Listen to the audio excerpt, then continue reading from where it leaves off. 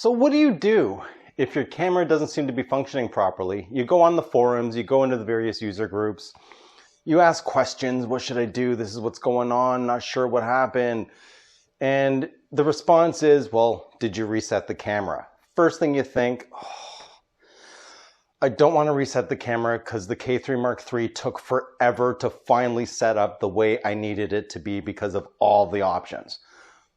Great news! On firmware 2.0, you can actually save all your camera settings or your custom user modes individually to an SD card. So you can actually store those parameters away, reset the camera, and then re-import everything into your reset camera. Yes, it is possible, and in this video, I'm going to show you everything you need to know about saving, exporting, and importing all that good stuff. So let's just get right to it in a minute.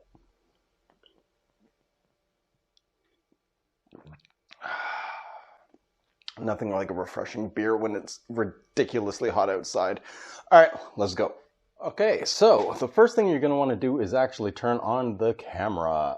And from here, very, very simple. All you're going to be doing is going into the menu. You're going to be going to the user mode section within the C menu. So you'll be going customization, number 1, and it is this option here, box export import. Now, one of the things, you don't need to actually format the SD card in order to do this. It saves everything in the PENTAX folder. So over here, we've got export box, import box, right?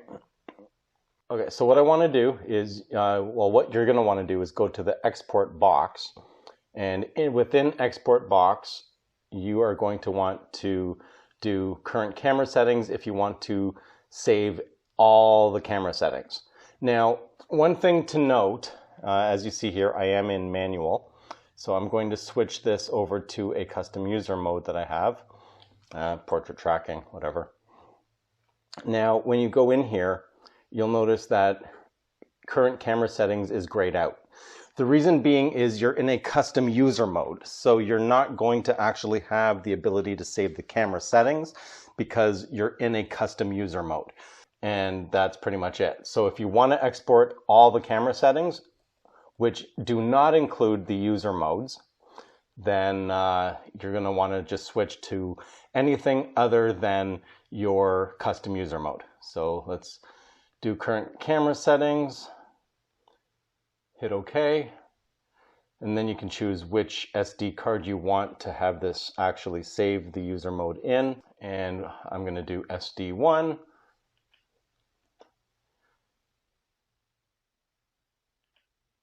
And I'm going to overwrite it.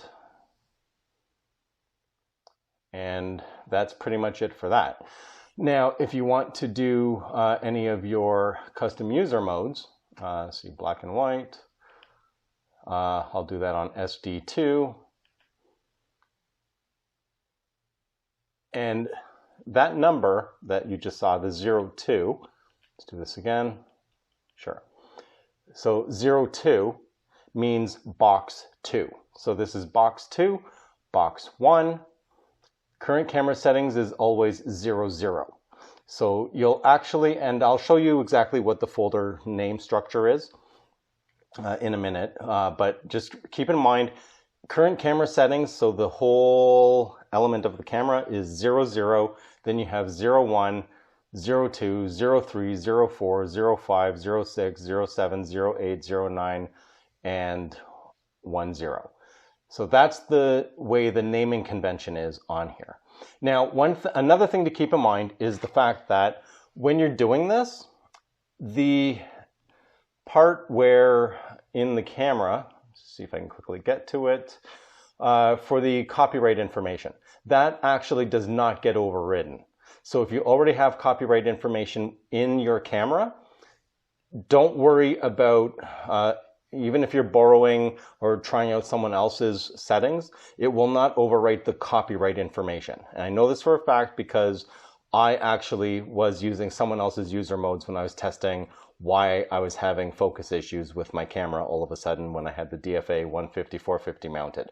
So that was a discovery. It leaves the copyright information out of the equation so you don't lose that. So there's no accidental, you haven't double checked it and you start shooting and you're using someone else's name. That does not happen. So let's get into the actual folder on the SD card and walk you through the rest of the process. Actually, before we get into the folder structure and everything on the SD card, let's just take a look at the parameters that I have set for my custom user mode of black and white, just to show you exactly how this actually does work. So let's go to info and you can see where I have all the different parameters set. So let's just, we'll move that all the way up. You know what, we'll just move everything all the way up just to keep it simple. Actually, we'll put everything back to default. There we go. There we go. There we go. And I never use the filters. So let's see, that was, 0. And let's do infrared. Okay. Let's hit OK. And that should be it. And now let's save this as a custom user mode.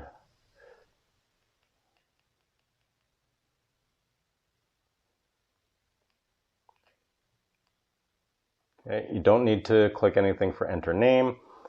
So this should actually show everything as being, infrared, everything else is 0. Okay, so there we go. Let's turn the camera off just to show everything. Turn it back on. Go into the parameters for the black and white user mode. Everything is all at 0. Okay, now let's go and re-extract the black and white user mode and see what happens. Okay, so here's what you'll end up with when you insert your SD card. You have the typical DCIM folder, which has your images. This is my SD card 2, so you have all your images and everything. Just to show that that is the case, even though you can see it's JPEG. There we go. So we've got a bunch of images there. And let's go back. So within the actual PENTAX folder, we have K-3, and now we have 2 subfolders. We have data, which I've covered in a previous video, and we have settings. Settings is where your user information actually is stored. So we have K3302. 02 is the black and white custom user mode number 2 that I had on my K-3. So I've already switched up the parameters on that specific custom user mode. So now we're going to put the SD card back into the camera and then import the previous settings that were there and do a direct comparison. Okay, so just as a reminder, here is the custom user mode settings that I have for my black and white user mode, or my monotone user mode, I should say. And from here, we're going to now import the data from the SD card that I had. So let's go down to box export import, and we're going to import box. It's the SD card 2, black and white. Interesting that it has 00, so I'm guessing 00 is the first one. So if I had another one, it would most likely be 01, which I'll try out in a second. Okay. Let's see, select the destination. I want to do the black and white. Camera settings have been updated. So now let's see what the black and white image parameters are. And there you go. Everything is completely different down the line. It's really that simple. So let's see if we can actually import, export a multiple amount of user modes here. So let's see. Do SD card 2. So that's 01. Let's do another one.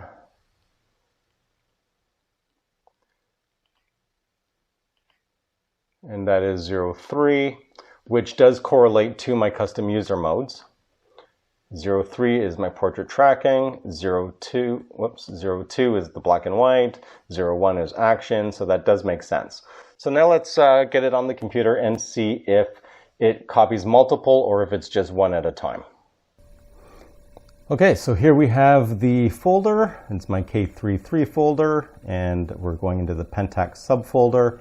And within here, you've got K-3, open it up, you have data, which you ignore, and then you have your settings, and let's see, there you go. So it has actually copied multiple files over. So you can actually store all the settings without it just being individualized. You can have them all stored into your own folder on your computer, and whichever ones you need to have done, just export back over. So remember, 00 is the base camera settings, period, not your custom user modes. User modes start at 01 bin, 02 bin, 03, 4, all the way to 10. And yeah, so there you have it. Very, very simple, easy to do, and no excuse for not resetting your camera if you have any issues. Well, there you have it. Pretty intuitive, easy to do, easy to follow, simplistic.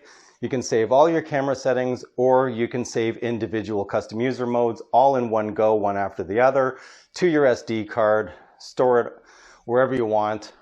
So save it to your computer, keep it on a separate SD card, reset the camera, throw all the parameters right back. And remember, you do not have to worry whatsoever about your copyright information if you happen to be borrowing someone else's settings, which I am thinking of making available after I do some more testing to give people a good starting base of, for fast action AFC, these are the settings I use, slower action, things like that, AFS, just different parameters and stuff like that. Yeah, so there you have it. If you like the video, leave a like. If you haven't already, please do subscribe, always helps out. If you want to support the channel, that info's at the bottom. And if you have any questions or comments, or want me to deep dive a bit further into this, let me know in the comments below, and you'll see me on my next video. I'm out. No, really, I'm going. Bye.